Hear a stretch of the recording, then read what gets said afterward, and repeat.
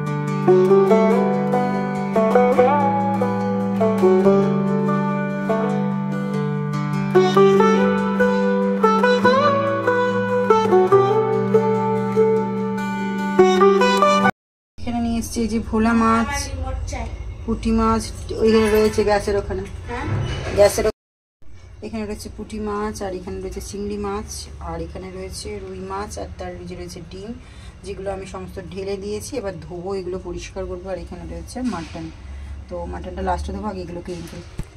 যেহেতু আমাদের প্রতিদিন মাছ আনতে যাওয়া হয় না, তাও তার মাঝখানে বর হঠাৎ করে নিয়ে চলে আসে, তো সেই জন্য আর সানডেতে যখন মাংস আনে তার সাথে সাথে মাছটাও নিয়ে চলে আসে। কোনো গুরুজনদের মুখ থেকেই শুনেছিলাম যে ভাঙা কুলোটাও একসময় কাজে লাগে, সেটাকে ফেলে দিতে নেই, সেটা অনেক সময় কাজে লেগে যায়। তো সেইটাই আমি না মেনে চলি। আর আমি না এই যে কন্টেনারগুলো দেখছো, এগুলো না খাবারের পার্সেলগুলো আসে কোনো সময় অর্ডার করলে, তো সেই প্লাস্টিকের কন্টেনারগুলোই আমি একদম যত্ন করে রেখে দিই, একটাও ফেলি না, তো তার মধ্যে সমস্ত জিনিসগুলো রাখা হয়। গুড মর্নিং হায়দ্রাবাদ, সকলে কেমন আছো? আশা করি সকলে ভালো আছো, আর আমি খুব খুব খুব ভালো আছি। তো আমি সুমনা চলে এসেছি নতুন একটা ভিডিওর সঙ্গে, নতুন আরেকটা দিন, নতুন আরেকটা সকাল। তো চলো ভিডিওটা স্টার্ট করা যাক। আর ভিডিওটা কেমন লাগছে লাইক আর কমেন্ট করে জানিও। আর হ্যাঁ, ভিডিওটা দেখার পরে যদি চ্যানেলটা ভালো লাগে অবশ্যই ঘুরে দেখো, আর চ্যানেলটা সাবস্ক্রাইব করতে কিন্তু ভুলো না। তো চলো ভিডিও থাকো, সঙ্গে থাকো। রান্না হয়ে গেছে আমার কমপ্লিট, এবার খাওয়া দাওয়ার পালা। খাওয়া দাওয়ার শেষে আমরা বেরোবো একটু ঘুরু করতে। বাড়ির সামনেই একটা পার্ক আছে, যেটা আমরা জানতাম না যে এত সুন্দর পার্ক ভেতরটায়। শুনেছি বরের ফ্রেন্ডরাও যায়, বড় গেছে, কিন্তু আমি না জানি না যে পার্কটার মধ্যে। বড় অনেকবারই যেতে পারলাম, দূর বাড়ির সামনেই পার্কে কী ঢুকবো, এটা একটা আমার মানসিকতা কাজ করছিল তখন। তো আজকে না আমার বর বললো যাবে ওখানে, আমি বললাম হ্যাঁ, এক কথায় রাজি হয়ে গেলাম। তো চলো বাড়ির সামনেটাতেই যাওয়া যাক। তো সেখানেই যাবো, রেডি হবো এবার।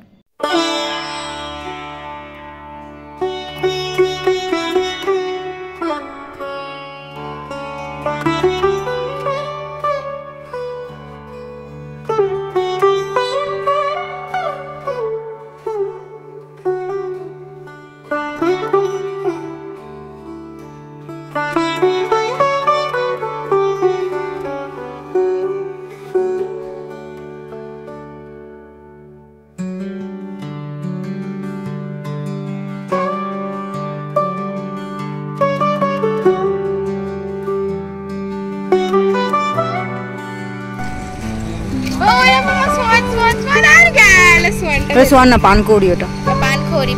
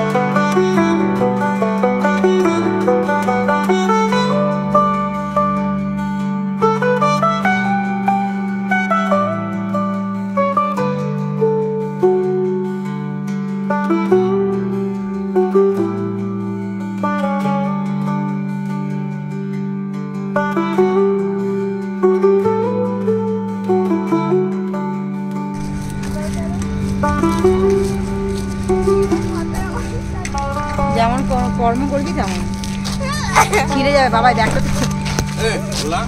দেখে দেখে